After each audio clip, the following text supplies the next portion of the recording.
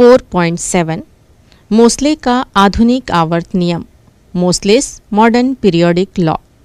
British वैज्ञानिक Henry Mosley 1887 से 1915 ने तत्वों के परमाणुओं के एक्स किरण एक्सरे स्पेक्ट्रम का अध्ययन किया।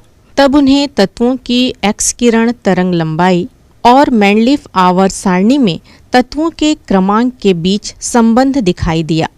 मेंडलीफ के समय परमाणु भार तत्व की पहचान थी। मोस्ले के काम से परमाणु के एक और गुण की पहचान हुई जिसे परमाणु संख्या कहा गया, जो तत्व की विशिष्ट पहचान बनी। यह किसी तत्व के परमाणु के नाभिक में उपस्थित प्रोटॉनों की संख्या को दर्शाता है।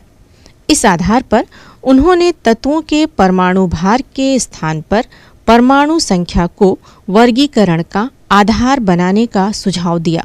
उन्होंने बताया कि तत्वों के रासायनिक गुण उनके इलेक्ट्रॉनिक विन्यास पर निर्भर करते हैं और इलेक्ट्रॉनिक विन्यास परमाणु संख्या के आधार पर होते हैं। अतः उन्होंने मेंडलीफ के आवर्त नियम में संशोधन कर 1913 में आधुनिक आवर्त नियम दिया, जिसके अनुसार तत्वों के भौतिक और रासायनिक गुण उनकी परमाणु संख्या के आवर्ती फलन पीरियोडिक फंक्शन होते हैं को बदल दिया। इसके अनुसार मेंडलीफ आवर्त नियम को संशोधित कर आधुनिक आवर्त नियम बनाया गया, जिसके अनुसार तत्वों के भौतिक एवं रासायनिक गुण उनके परमाणु क्रमांक के आवर्ती फलन होते हैं। आधुनिक आवर्त नियम पर आधारित आवर्त सारणी आधुनिक आवर्त सारणी कहलाती है।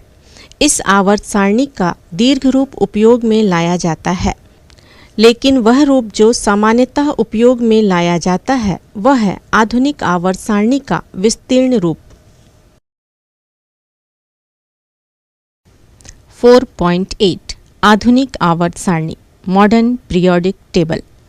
बोर ने मोस्ले के अनुसार तत्वों को बढ़ती हुई परमाणु संख्या के आधार पर एक सारणी में व्यवस्थित किया, जिसे बोर की आवर्त सारणी कहते हैं। उस समय तक ज्ञात 92 तत्वों को उन्होंने इस सारणी में स्थान दिया। इसे आवर्त सारणी का दीर्घ रूप long form of periodic table या आधुनिक आवर्त सारणी मॉडर्न पीरियोडिक टेबल भी कहते हैं। वर्तमान में परमाणु संख्या 92 के बाद वाले संश्लेषित तत्वों परमाणु संख्या 118 तक को इस सारणी में स्थान मिल चुका है। परमाणु संख्या 113, 115, 117 तथा 118 वाले तत्वों के IUPAC द्वारा प्रस्तावित नामों को 8 नवंबर 2016 में अंतिम रूप दिया गया। इस सारणी में 18 ऊर्ध्व खाने हैं।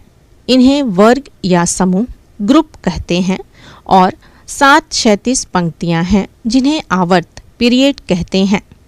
समूह।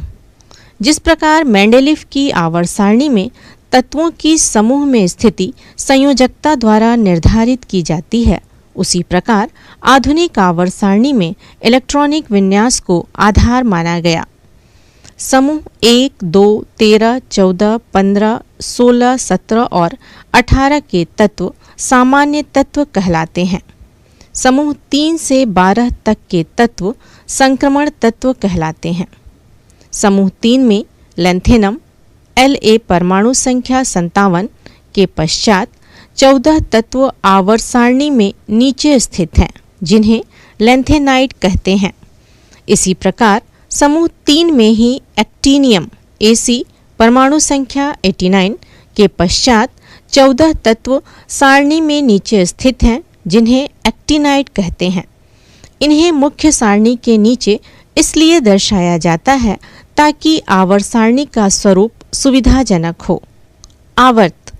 आधुनिक आवर्त सारणी में किसी एक आवर्त में स्थित सभी तत्वों में कोशों की संख्या समान होती है। किसी आवर्त में बाईं ओर से दाईं ओर बढ़ने पर तत्व की परमाणु संख्या में क्रमशः 1 की वृद्धि होती है, तो संयोजी इलेक्ट्रॉनों की संख्या में भी 1 की वृद्धि होती है। Lithium, beryllium, boron, carbon, nitrogen आदि तत्वों के संयोजी इलेक्ट्रॉनों की संख्या अलग अलग है, अतः यह अलग अलग समूह के तत्व हैं, किंतु इनमें कोशों की संख्या समान होने के कारण ये एक ही आवर्त के तत्व हैं। क्या आप बता सकते हैं कि ये किस आवर्त के तत्व हैं? विभिन्न कोशों में भरे जाने वाले इलेक्ट्रॉनों की संख्या के आधार पर हम इन आवर्तों में तत्वों की संख्या बता सकते हैं।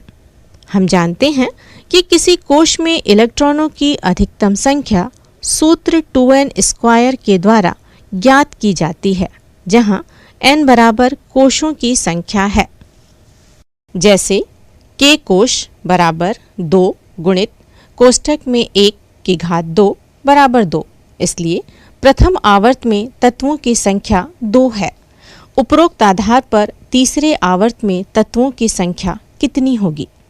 यदि m कोश में अधिकतम संभावित इलेक्ट्रॉनों की संख्या की गणना की जाए तो वह 18 प्राप्त होगी, किंतु आप जानते हैं कि बोर-बरी नियम के अनुसार बाह्यतम कक्ष में इलेक्ट्रॉनों की संख्या 8 से अधिक नहीं हो सकती।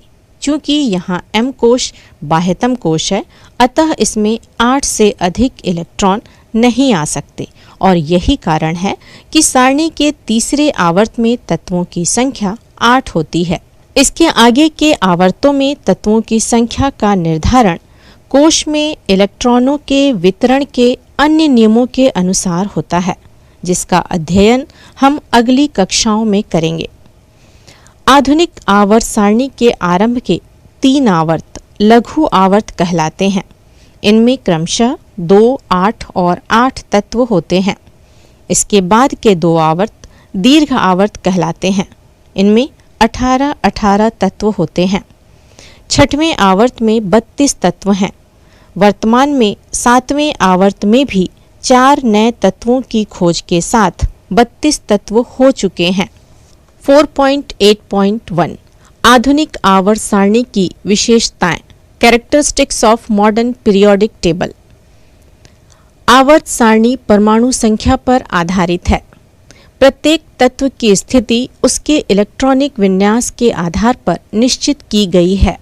यह विभिन्न तत्वों के गुणों में क्रमिक परिवर्तन को अधिक स्पष्ट रूप से दर्शाती है। हाइड्रोजन के द्वारा ऋणायन H- आयन और धन आयन H+ आयन दोनों बनाने की क्षमता के कारण वह रासायनिक गुणों में समूह 17 के सदस्यों जो ऋणायन देते हैं और समूह 1 के सदस्यों जो धन आयन देते हैं दोनों के समान है। इसलिए मेंडेलीव की आवर्त सारणी की तरह ही आधुनिक आवर्त सारणी में भी उसका स्थान अनिश्चित है, लेकिन हाइड्रोजन को सामान्यतः समूह 1 के शीर्ष पर दर्शाया जाता है।